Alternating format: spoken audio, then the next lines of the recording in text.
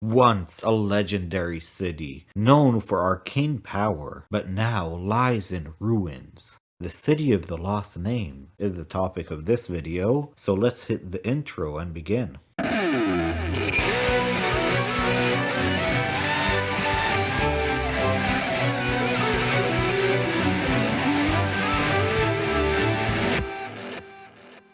I would like to take this opportunity to thank Mr. Thracian for helping me out with this video. I was kind of lost trying to find material about the City of Lost Names, and he pointed out where I could find it, so thank you, and let's begin.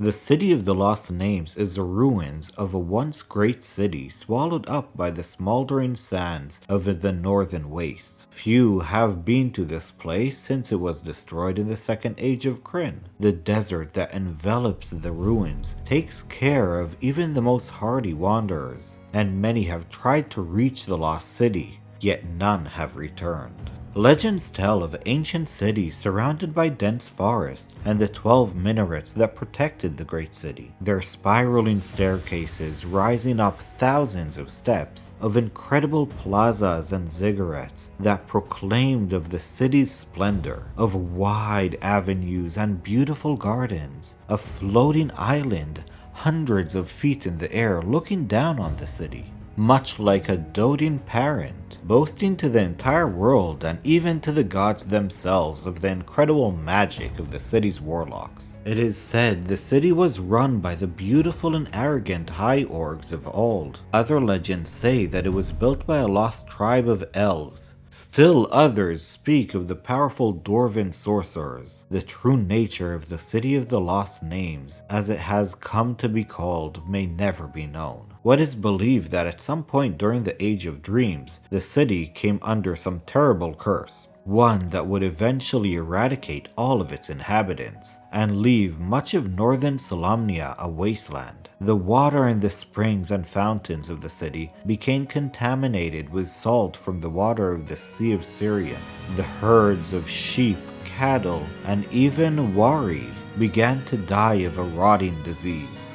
Soon after these disasters, a huge red dragon appeared, demanding an ultimatum from the citizens: abandon their city, leave behind their possessions, or witness the destruction of their home. Trusting in the magical might of their warlocks, they refused. What happened next was unparalleled in Krynn's long history. The dragon returned, accompanied by 10 other great reds, and breathed their fiery breath onto the forest. Despite the warlock's summoning effort, no rain came. The wind blew strong, fanning huge flames onto the city's gardens. The very earth seemed to fuel the hungry flames.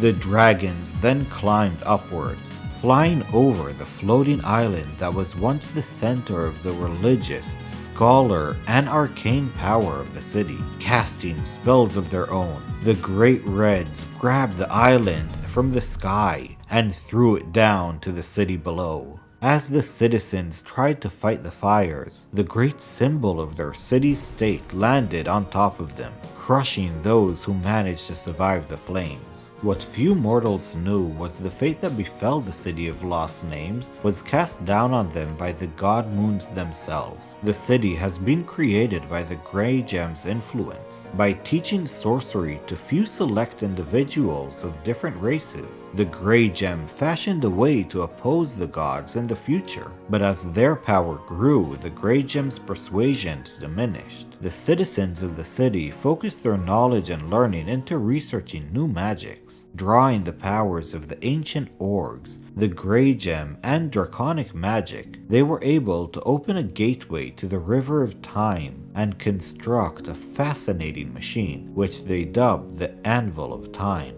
Although the moon gods originally appreciated this invention and used it for their own affairs, it soon became clear that the world was not ready for such a powerful magic. The moon gods then decided to sever their ties between the prime-material plane and the River of Time. But by then, the high mages of the city became so arrogant in their regard to their arcane power and refused to acknowledge the will of the gods. The warlocks' arrogance sealed their fate. The moon gods sought help from other gods, notably Takisis, Kamush, and Zivalin, and powerful Wyrms, proficient in high-level spellcasting, helped bring about the end of their sorcerers, and all their magical knowledge died with them. And that, my dear friends, was a short history of the City of Lost Names. I hope this is going to help you in your games. We'll see you in the next one, and thanks for watching.